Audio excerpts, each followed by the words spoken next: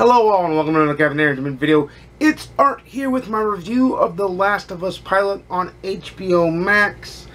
I love The Last of Us game series. Eventually this year I plan on playing The Last of Us remastered for the PS5, playing The Last of Us Part 1 for the third time.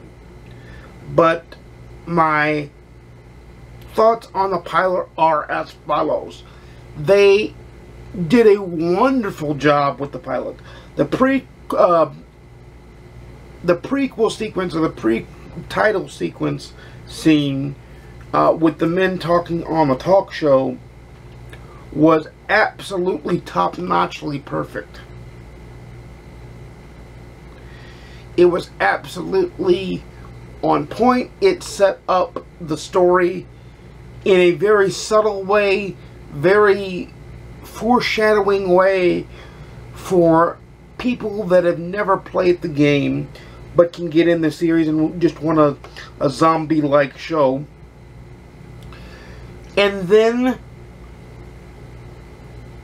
the show kicks off with a scene us gamers know very well, but they expand on the scene for the show. They give more context, more context, more room for it to breathe. And that is the opening scenes with Joel and Sarah, his daughter. Now, yes, I realize they race swapped his daughter. She is not white like she is in the game, but I'm not all up in arms about that because the actress that plays Sarah does a bang up, out of the park, 100% total excellent job.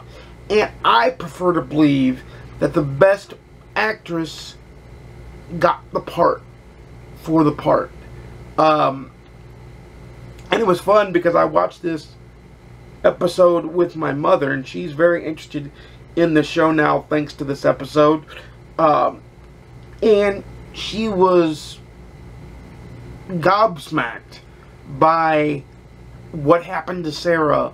Anybody who plays the game already knew what was going to happen to Sarah, because Ellie and Joel are the two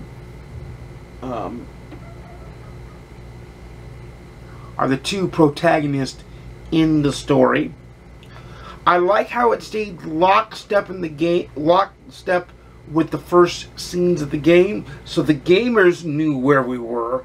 I knew where everything was going. My mom didn't, but my mom was pleasantly surprised. I knew where it was going, but yet it expanded and it opened the Last of Us world, and it told more of the narrative, because Last of Us Part 1 being a narratively driven game, it lended itself to an excellent TV show, and the pilot is excellent. The girl that plays Ellie is good. I don't care that she hasn't played the games. It doesn't show through because the people behind the games were on set, and they did have something to do with the show. So, at least for now, which I don't think we have anything to worry about. I think sometimes the internet gets up in arms because the internet gets up in arms because it just wants to have something to complain about that day. To me, I'm going to take a wait-and-see approach. I'm going to take it episode by episode, just like I did with House of the Dragon. And House of the Dragon Season 1 was excellent. Drama for HBO has always been their strong suit. And Last of Us has a story to tell, and a very deep and a very rich story to tell. I hope they tell it more. I liked Infection Day. I liked the portrayal of Infection Day. I liked the portrayal of everything that happened and the push. I even thought it was funny that in the opening few hours of the game, you run across a guy a guard who is taking a leak on the wall. And when they get out in the show, I'm like, they're not going to do that. Oh, they did that. And it's amazing. And now everybody knows what makes Ellie so special. That's already been established. The main characters know it. And it's amazing. I can't wait to see Joel and Ellie's performance and bond strengthen and grow over the show, just like it did over the game. I don't see this lasting too long, though, because realistically, I mean, I guess they could stretch out part 1 and not give us the montage of them driving across the country like they do in the game. But realistically, I see it being 3, maybe 4 seasons, because you've got part 1, you've got part 2, and you've got the upcoming part 3 in game form, and the upcoming season, or part 3, in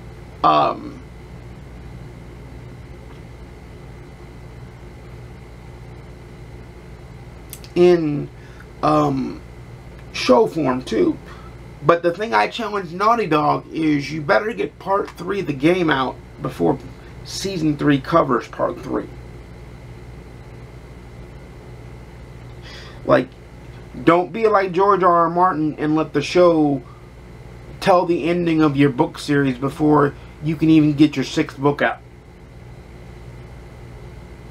Because you're then abandoning the medium where you first told your story to let a new medium tell that story. And I have no doubt that they could get Last of Us Part 2 out by 2024, and I think that's plenty of time to get it out and get it right and tell it in game form before you tell it in show form. I think the guy that played Tommy was great. I think Pedro Pascal that played Joe was great. I think the girl that played Ellie was great. I think the whole prognosis and predecessor to everything is going to be great. They've got plenty of stories they could tell that aren't covered in the game to give them a little bit more time to get the game out, which I hope they do. I hope they expound and they expand on it. But my thoughts are, it's a 10 out of 10 popcorn for at least the pilot. It's a great show, an amazing show, and a show you should give time to, at least to this point.